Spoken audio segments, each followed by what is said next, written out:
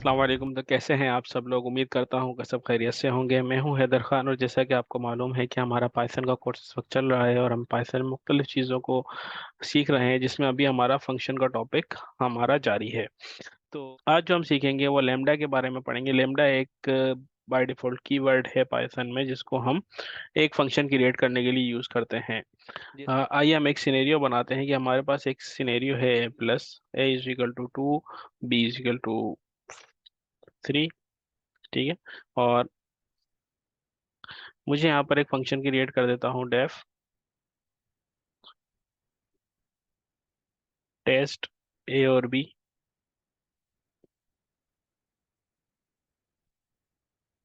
Return ए plus B. ठीक है। जब मैं ये फंक्शन लिखता हूँ टेस्ट के अंदर जाके मैं इसकी वैल्यू लिख देता हूँ 2 और 3, तो ये उसको जो है एक उसका सम निकाल के दे देता है। ठीक है। तो जिस तरीके से हम डेफ का एक कीवर्ड यूज करते हैं, सेम इसी तरीके से हम एक कीवर्ड यूज करते हैं लेमडा का। सही है। लेमडा का हम कीवर्ड यूज करते हैं, और ये किस तरह से वर्क करता है कि सबसे पहले हम लिखते हैं लेमडा, उसके बाद हमें जो वैल्यू उसके आर्ग्यूमेंट्स है, हमारे आर्ग्यूमेंट्स क्या है, ए और बी, या जो भी आपके आर्ग्यूमेंट्स है वो लिखते हैं। उसके बाद हम डबल डॉट डालते हैं, और आगे हमें जो फंक्शन चाहिए होता है वो हम लिख देते हैं ए प्लस बी। ठीक है। तो इस तरह से क्या होता है, ये हमारा एक फंक्शन क्रिएट हो जाता है लेमडा के नाम से। लेकिन जैसा कि हमारा जो डेफ के साथ हम जो फंक्शन क्रिएट करते हैं उसमें हम उस फंक्शन का नाम देते हैं जिसको टेस्ट है, या इस तरह से।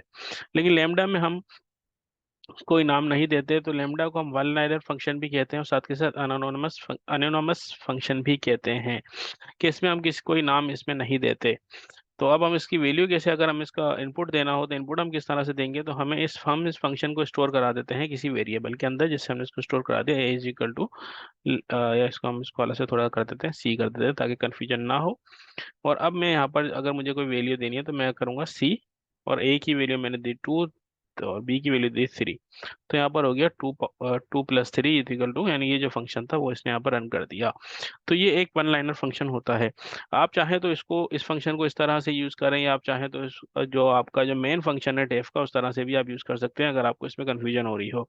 ये हम जो है कभी जहाँ पर हमें काम चलाओ काम करना होता है वहां पर हम वन लाइनर फंक्शन यूज करते हैं, लेकिन जब आप प्रॉपर प्रोग्रामिंग की तरफ जाते हैं तो वहां पर आप डेफ को ही प्रेफर करेंगे। ठीक है।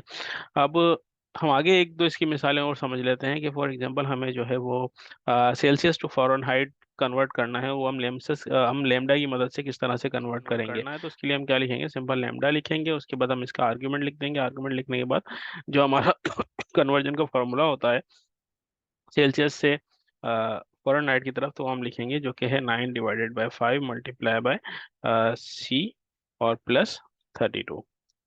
ठीक है। और इसको हम स्टोर करा देंगे एक इस वेरिएबल के अंदर, जिसको हम कहते हैं C2F। सही, कोई भी वेरिएबल आप यहाँ रख सकते हो, जरूरी नहीं ये हो। और फिर यहाँ पर मैं इसको अंदर एक आर्गुमेंट पास कर देता हूँ। तो मैंने इसको दे दिया 45। तो इसने क्या किया, मुझे यहाँ पर ये सेल्सियस से फ़ारेनहाइट में कन्वर्ट करके दे दिया। ठीक है। और सेम इसी तरीके से अगर मुझे एक दो नंबर से, और मैं उसमें से किसी एक मैक्स नंबर को निकालना चाहता हूँ कि उनमें से बड़ा नंबर कौन सा है, मुझे ये मालूम करना है, तो वो मैं लेमडा की मदद से कैसे लिखूंगा। सिंपल मैं लिखूंगा लेमडा। मुझे दो नंबर चाहिए तो दो आर्ग्यूमेंट्स लिखूंगा, ए और बी। ठीक है। और मुझे ए चाहिए तो ए को मैं करूंगा A if A is greater than B. सही है। Else B. ठीक है। और मैंने इसको स्टोर करा दिया अपना एक कंपेयर नाम के वेरिएबल के अंदर। ठीक है। अब मैं इसको करता हूँ कंपेयर, और मैं यहाँ पर दो नंबर दे देता हूँ 34 और 57। तो यहाँ पर ये देखिए क्या देता है, तो इसने मुझे जो मेरा मैक्सिमम नंबर था, जो बड़ा नंबर था, वो उसने मुझे निकाल के दे दिया। तो आप यहाँ पर एक, यानी हम लेमडा, अगर आप वन लाइनर फंक्शन आप यूज करना चाहते हैं तो वो भी आप इस तरह से कर सकते हैं।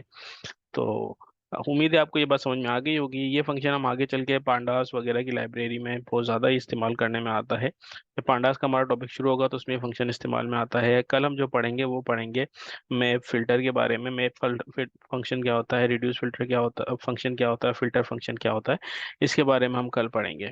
तो उम्मीद है आपको आज का लेक्चर समझ में आया होगा। अगर आपको हमारी वीडियो पसंद आती है तो इसको लाइक्स लाजमी करें, चैनल को सब्सक्राइब करें। कोई क्वेश्चन हो तो वो आप कमेंट बॉक्स में पूछ सकते हैं। तो जब तक के लिए अपना बहुत ख्याल रखिएगा, मुझे इजाज़त दीजिएगा। अल्लाह हाफिज़।